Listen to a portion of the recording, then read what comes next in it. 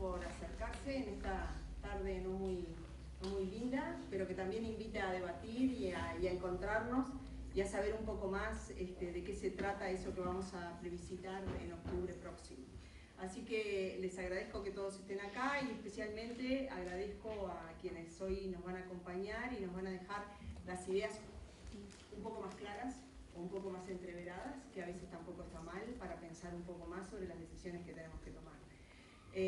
Hoy nos acompañan dos jóvenes, y de verdad son jóvenes porque son menores de 30 años. En este caso en Uruguay ser menor de 30 años es casi como ser de jardinera, o sea, son jóvenes de verdad. Nos acompaña Fabiana Goyeneche, ella es vocera de la Comisión Nacional de No a la Baja, doctora en Derecho y Ciencias Sociales, escribana pública, asesora jurídica del Ministerio de Economía y Finanzas, aspirante a profesora adscripta de Derecho Penal y Criminología y miembro fundador del Observatorio Latinoamericano de Política Criminal y Reformas Penales. Y la acompaña en la mesa Adolfo Varela, que se dedica a la producción agropecuaria.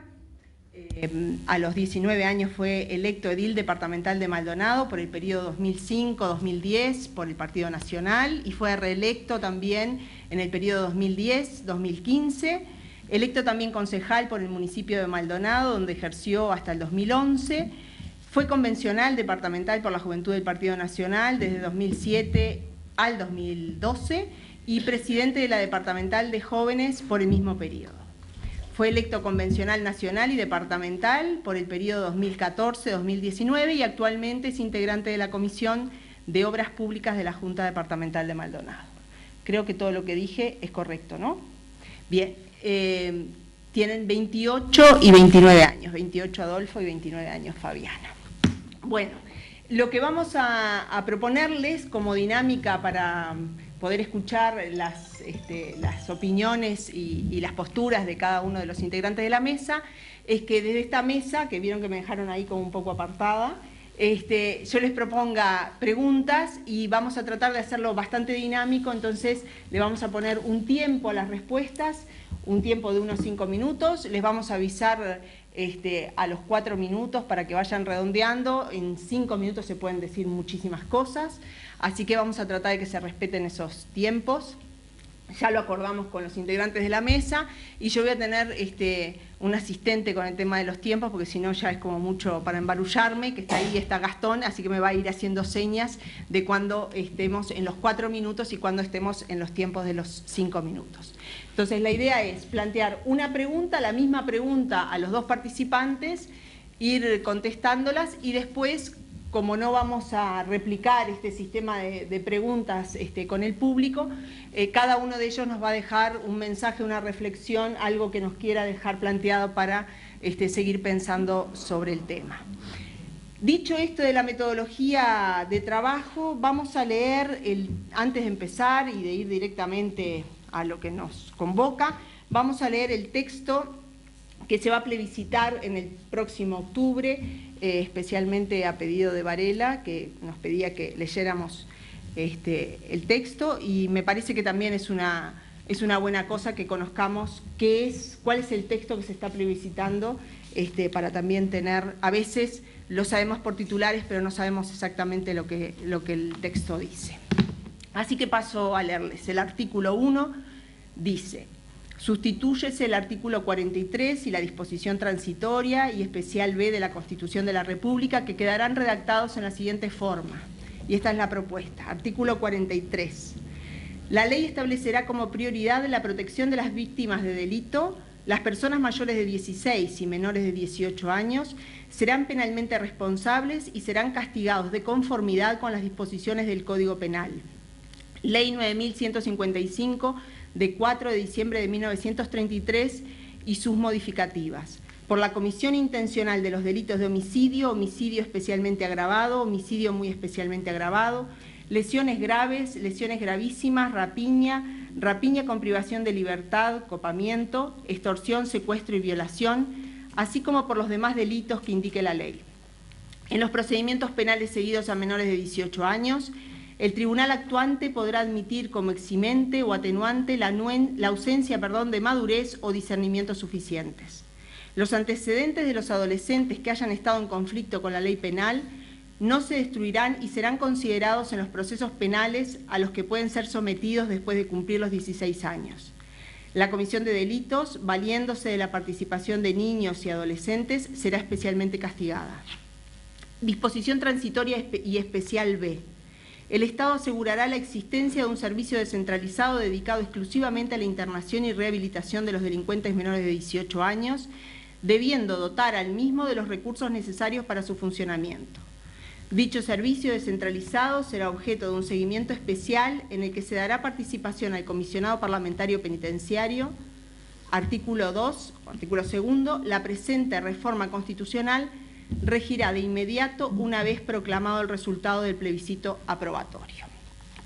Yo creo que este texto ya de por sí da muchísimos elementos para conversar, pero justamente como lo que siempre se hace es dar una charla en función de este texto, pasamos directamente a hacerles algunas preguntas, y la primera pregunta es casi la pregunta de cajón y dice lo siguiente. Vamos a empezar no sorteamos la forma de empezar, pero bueno, si no le parece mal a Varela, empezamos con Fabiana y después podemos ir alternando. ¿Cree que bajar la edad de imputabilidad penal es una solución al tema de la inseguridad? Y en caso de que creyera, ¿por qué cree que lo es o por qué cree que no lo es? Bueno, primero me tomo unos segundos para pedir disculpas por la demora del comienzo del evento, que fue responsabilidad mía que no pude llegar antes, así que disculpas a la organización, a quien comparte conmigo el panel y al público particularmente. En absoluto, desde No a la Baja, estamos totalmente convencidos de que bajar la edad de imputabilidad no va a mejorar la seguridad. No solo no es la solución, como plantea la pregunta, sino que tampoco es una herramienta o parte del camino hacia la seguridad, como se plantea a veces, y además la baja de imputabilidad va a empeorar el problema de seguridad.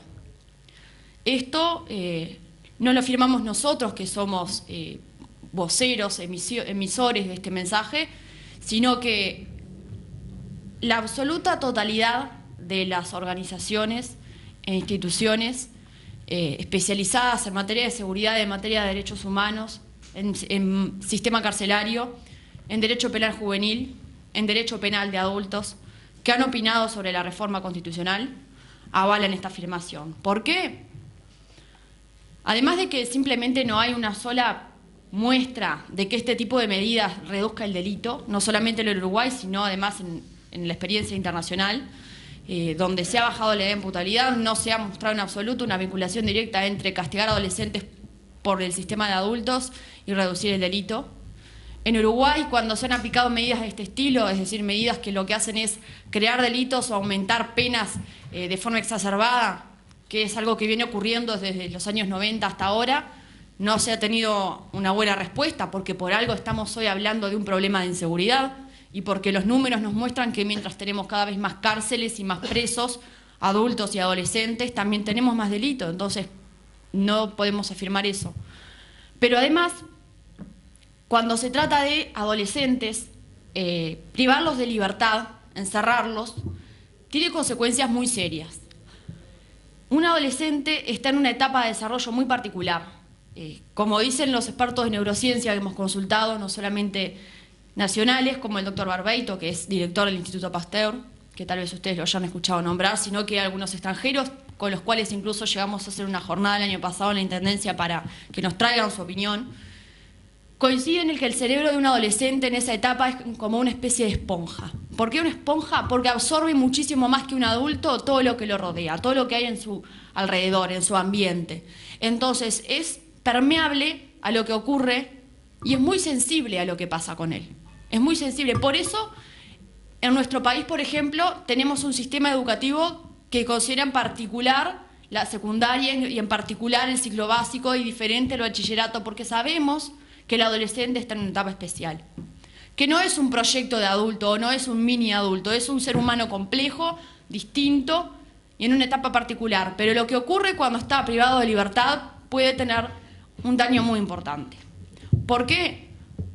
Porque al estar encerrado va a ser muy difícil enseñarle a vivir en libertad. Y cuando estamos hablando de rehabilitación, cuando estamos hablando de reeducación, que se supone que a eso tiene que apuntar un sistema penal juvenil, tenemos que tener mucho cuidado cómo tratamos de cumplir ese objetivo privando de libertad a una persona, porque es difícil aprender a vivir en sociedad estando encerrado. No tenemos que perder de vista que la pena y el castigo tienen que ver con, bueno, sancionar y que uno responda y se responsabilice por lo que hace. Pero por más que, y no es absolutamente el caso, pero suponiendo que las condiciones de privación de libertad de los adolescentes fueran óptimas, fueran realmente las que deberían ser, aún así, tener a un adolescente a partir de los 16 años encerrado durante 3, 5, 10 o 20 años, lo que puede hacer es que cuando salga siendo un profesional del delito, especializado en el daño que quisimos evitar que hiciera, y además puede tener absolutamente asumido su rol de manera de que el daño que se haya hecho sea definitivo. Y en esto hay un consenso absoluto. Por eso nosotros creemos que las medidas de seguridad se deben proponer de otra manera. De hecho, se han implementado varias, hay muchas por hacer aún, pero sin duda no va a haber manera, y de hecho no se nos ha expuesto una sola prueba, experiencia o detalle que avale lo contrario por parte de los promotores de la reforma, de asegurar que esto mejore la seguridad, sino todo lo contrario. Gracias. Adolfo. Más que nada, saludar a todos y avisar, no integro la comisión que promueve la baja de imputabilidad y no fui firmante.